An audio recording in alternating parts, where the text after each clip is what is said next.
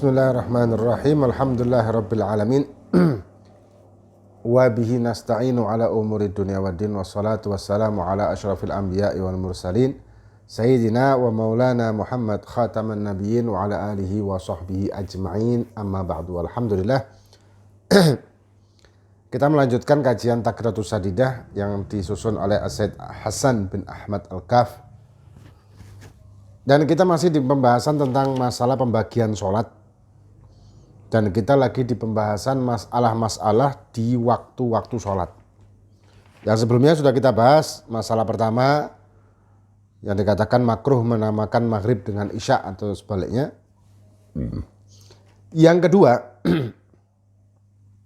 hukmu man madda sholah hatta waqa'a juz'un minha kharijal waqti. Fafihi tafsil.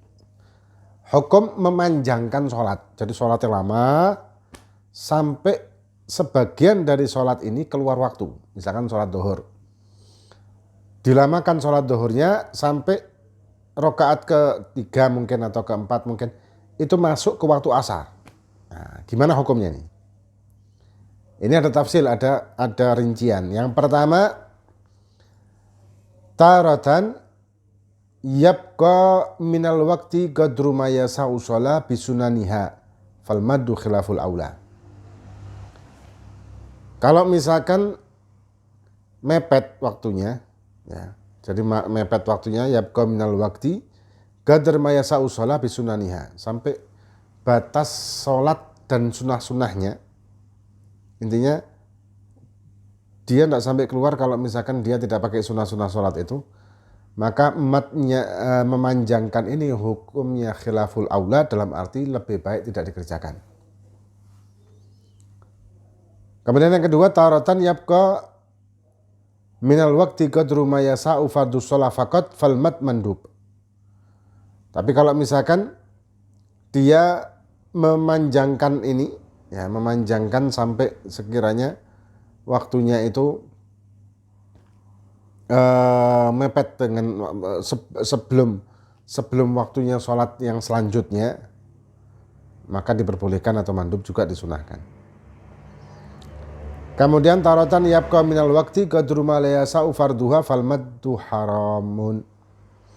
Tapi kalau misalkan mepet sampai yang ketiga nih, yang ketiga dia waktunya itu sampai tidak cukup untuk sholat fardu, dalam arti dimepetkan sampai waktunya masuk ke asar di penghujung sholatnya tadi atau penghujung sholat zuhur tadi, maka hukumnya adalah haram.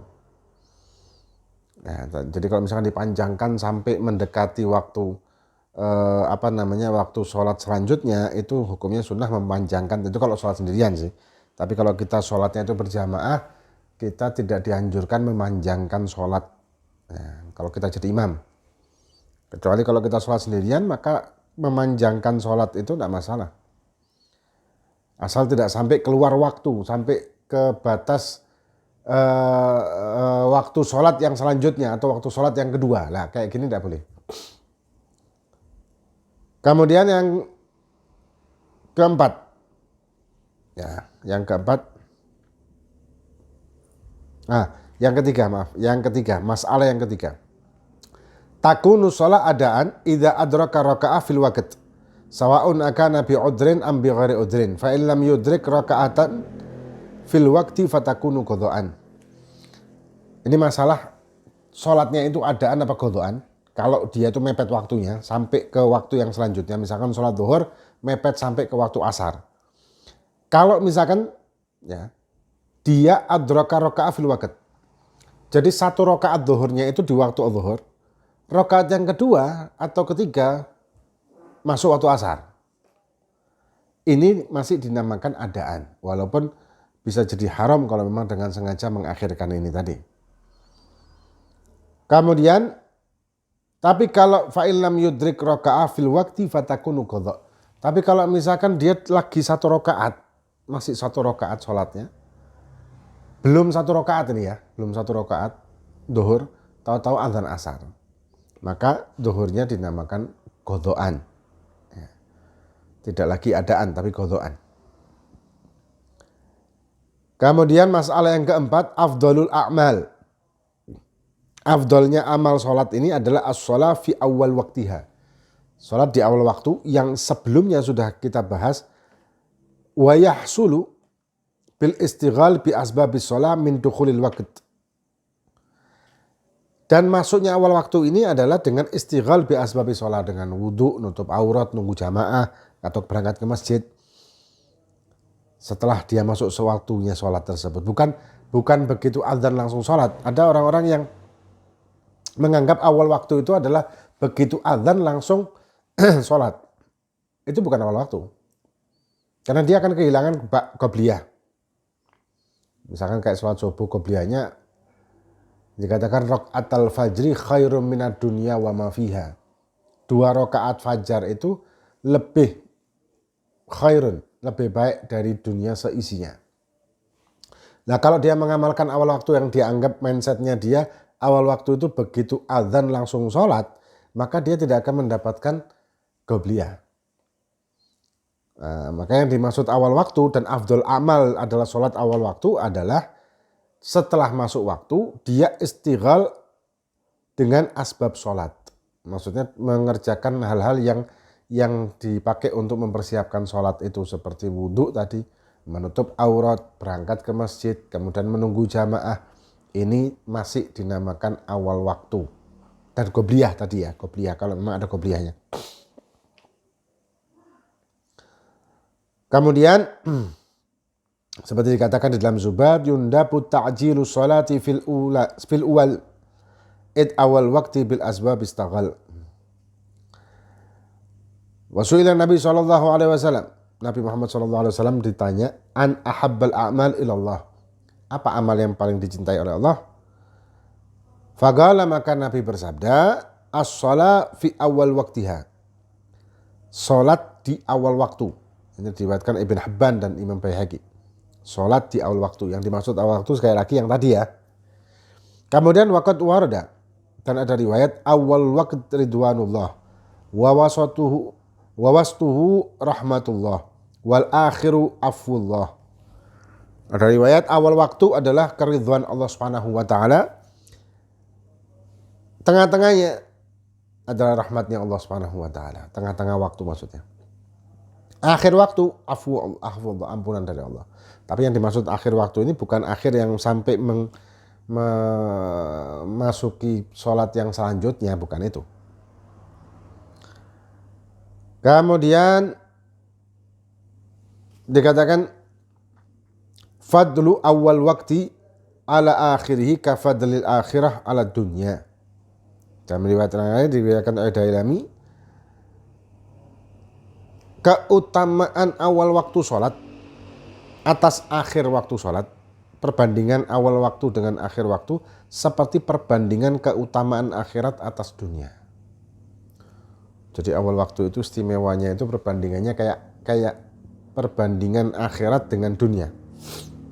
Akhirat itu otomatis lebih utama. Karena akhirat itu kehidupan yang abadi selamanya, yang tidak mungkin seseorang tersebut akan mati ketika di akhirat.